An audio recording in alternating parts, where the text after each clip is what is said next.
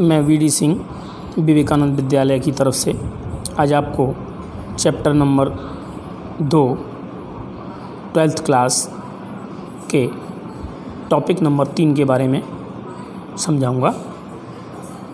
मित्रों, हम लोगों ने पिछले लेक्चर में फलन क्रिया, निषेचन और बीज निर्माण के बारे में पढ़ा था, लेकिन यहाँ बीज निर्माण की प्रक्रिया कैसे होती है इसके बारे में मैं आज जानकारी दूंगा। बीज क्या होता है, फल क्या होता है। तो सबसे पहले बीज का निर्माण और बाकी की बीजांड की सरफेस और पुष्प के अन्य भागों से कौन कौन सी रचनाओं का निर्माण होता है उसके बारे में थोड़ा सा बताएंगे। देखिए, बीजांड जो है बीज में बदल जाता है, अध्यावरण बीज चोल में बदल जाता है बीजावरण में, और बीजांड काय की जो पूरी रचना है वो अपभ्रासित हो जाती है, यानी कि ख़त्म हो जाती है। बीजांड ग्रंथ बीज वृत्त में बदल जाता है और बीजांड द्वार बीज छिद्र में बदल जाता है। बीजांड द्वार कहें या बीजांड छिद्र कहें। बीज द्वार बीज के अंकुरण के समय उसे ऑक्सीजन एवं पानी के अवशेष में समाप्त करता है और अंकुरण के समय पानी को एब्जॉर्ब करने का काम इसी जगह से करता है। अंकुरण भी इसी स्थान से बाहर निकलता है। बीज जो होते हैं दो प्रकार के होते हैं, पिछले टॉपिक में आपने पढ़ा था, गैर एल्ब्यूमिनस और एल्ब्यूमिनस। मतलब जिनमें भ्रूणपोष समाया हुआ होता है उसे गैर एल्ब्यूमिनस, और जिनमें भ्रूणपोष मुक्त रूप से आया होता है उन्हें एल्ब्यूमिनस कहते हैं। जैसे गेहूँ, यहाँ पर गैर एल्ब्यूमिनस मटर, इसके बारे में पहले चर्चा हो चुकी है। बीज सूखने के बाद सुप्तावस्था में पहुंच जाते हैं। अगर ये सुप्तावस्था में ना पहुंचें तो रक्षण नहीं कर पाएंगे, इसलिए बीजों को शुष्क होने के बाद सुसुप्तावस्था में पहुंचना जरूरी है और उसके बाद ही बीजांकुरण करते हैं। बीजों के परिपक्व होने पर उनसे जल की मात्रा कम हो जाती है तथा वे क्रम से शुष्क बन जाते हैं। उनकी अपचय क्रिया मंद हो जाती है, इसे स्फुटन अवस्था कहते हैं, और बीज मुक्त हो जाते हैं। बीज विविध प्रकार से मुक्त होते हैं, 11th क्लास में आप पढ़ चुके हो।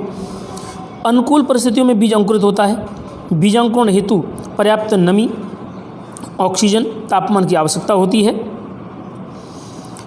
बीज छटकने के बाद, मतलब कि फल में से टूटकर बाहर निकलने के बाद कुछ दिनों महीनों तक प्रसुप्ति में चले जाते हैं, किंतु बीज में बहुत लंबी अवधि तक प्रसुप्तावस्था पाई जाती है कुछ बीजों में, जिसके बारे में अभी चर्चा करेंगे। बीज की सुप्तावस्था एवं निर्जलीकरण बहुत ही ज़रूरी है, क्योंकि अगर ये प्रसुप्तावस्था में ना पहुँचे तो बीज तुरंत अंकुरण हो जाएगा और तुरंत अंकुरण होने की वजह से प्रतिकूल पर्यावरण में नष्ट हो जाएगा। कुछ बीजों की आयु बहुत लंबी होती है, सुप्तावस्था बहुत लंबी चलती है, जैसे कि फायोनिक्स, डैक्टिलेट, फेरा, खजूर के बीज 2000 वर्ष की प्रस्ताव के बाद अंकुरित हुए।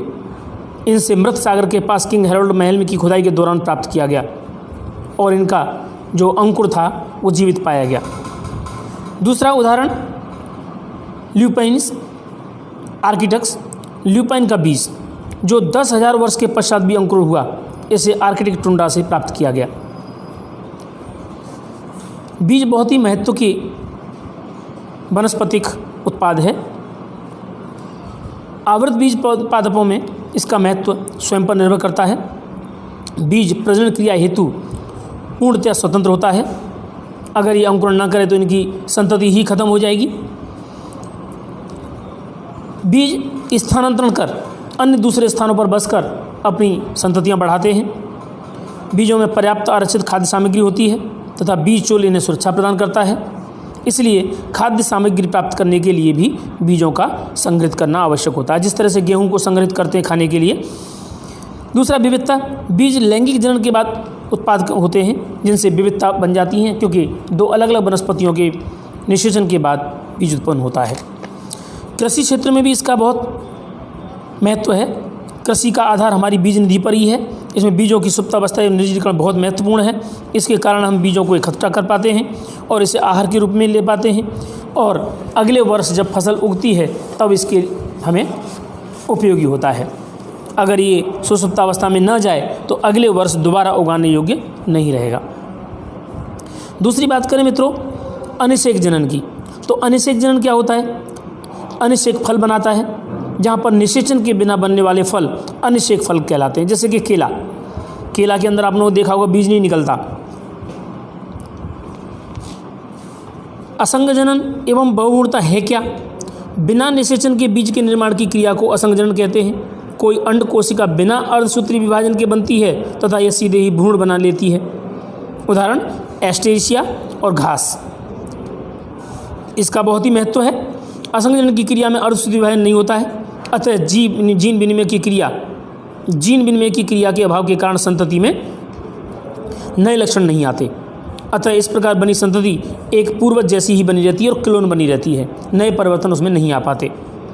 असंग जनन से बनी संतति में नए लक्षण नहीं आते। यदि किसान संरक्षित संकर बीजों का प्रयोग करता है तो संतति में लक्षण बदल सकते हैं, जबकि असंग जनन द्वारा प्राप्त बीजों से उत्तम लक्षण नहीं बदलते। अतः किसान इनका प्रयोग प्रतिवर्ष कर सकता है तथा उसे प्रतिवर्ष संकर बीज को खरीदने की आवश्यकता नहीं पड़ती। एक से अधिक भ्रूण की उपस्थिति बहुभ्रूणता कहलाती है, जिसके बारे में ऊपर टॉपिक में दिया था। एक ही बीजांड में अनेक भ्रूण बन जाएं तो उसे बहुभ्रूणता कहते हैं। जैसे नींबू, संतरा, प्याज, आम आदि, इनके अंदर एक से अधिक भ्रूण बन जाते हैं। इसके बाद में बात करते हैं फल निर्माण की क्रिया की। तो फल निर्माण भी एक महत्वपूर्ण रचना है। पुष्प के वाह्य दल, पुमंग, वर्तिकाग्र, अंडाशय फल, विक्ति, बीज इत्यादि। सरस फल गूदेदार आम, अमरूद, शुष्क फल, सरसों, मूंगफली आदि हो सकते हैं। ये सभी रचनाएं फल बना सकती हैं, लेकिन वास्तविक फल अंडाशय में से उत्पन्न होता है। अंडाशय से परिवर्धित फल वास्तविक फल होता है, और अंडाशय से परिवर्तित न होकर अन्य किसी रचना से उत्पन्न हो तो इसे कूट फल कहते हैं। जैसे कि एप्पल, सेब में पुष्पासन फल में बदल जाता है। फल के निर्माण में केवल अंडाशय का निर्माण होता है, ऐसे फल को सत्य फल कहते हैं, वास्तविक फल कहते हैं। जबकि फल के निर्माण में अंडाशय की तरफ पुष्पों के अन्य भाग भी जुड़ जाएं तो उन्हें कूट फल कहते हैं। उदाहरण सेब, अखरोट, स्ट्रॉबेरी में खाने योग्य भाग, पुष्पासन इत्यादि। विद्यार्थी मित्रों, यहाँ पर कई तरह के फल के बारे में दिखाया गया है। यहाँ ये बीज की रचना है। ये सेम के बीज को अगर पानी में भिगो करके रखें तो ये इस तरह से खोलने पर दो भागों में बट जाता है। वैसे फल और बीज के बारे में आप लोग पिछले 11वीं क्लास में पढ़ चुके हो। यहाँ पर ये अभ्रूणपोषी बीज है, गैर एल्ब्यूमिनस, भ्रूणपोषी। ये अलग अलग विस्तार में पाया जाता है भ्रूणपोषी, इसलिए यहाँ भी ये एल्ब्यूमिनस है, यानी भ्रूणपोषी बीज है, मक्का का बीज है। यहाँ पर भ्रूणपोष विस्तार अलग है और भ्रूण विस्तार अलग है। यहाँ बात करें एप्पल की, तो ये एप्पल का पूरा ये पुष्पासन है। पुष्पासन में से फल बन रहा है, लेकिन इसकी वर्तिका ऊपर यहाँ पर है। अगर इसकी सेक्शन कटिंग करके देखें तो बीज अंदर की तरफ बनते हैं और पुष्पासन, ये लिखा हुआ पुष्पासन का भाग फूल करके खुराक संग्रह करके फल बना लेता है, इसलिए इसे कूट फल कहते हैं। इसी प्रकार से स्ट्रॉबेरी में, यहाँ पर देखिए स्ट्रॉबेरी का चित्र दिया है। स्ट्रॉबेरी में ये पूरा का पूरा पुष्पासन का भाग फल बनाता है और साथ में फलावरण दोनों ही फल का निर्माण करते हैं, इसलिए ये कूट फल कहलाता है। मात्र और मात्र अंडाशय में से बने तो वो सत्य फल कहलाता है।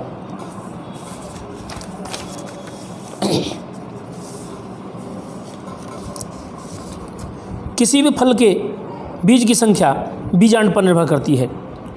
कुछ फल में बहुत अधिक बीज पाए जाते हैं और कुछ में एक ही बीज पाया जाता है, क्योंकि उसमें बीजांडों की संख्या अलग अलग होती है। जैसे कि बोर के अंदर एक बीज देखा होगा और मटर में अनेक बीज देखे होंगे। थैंक यू मित्रों।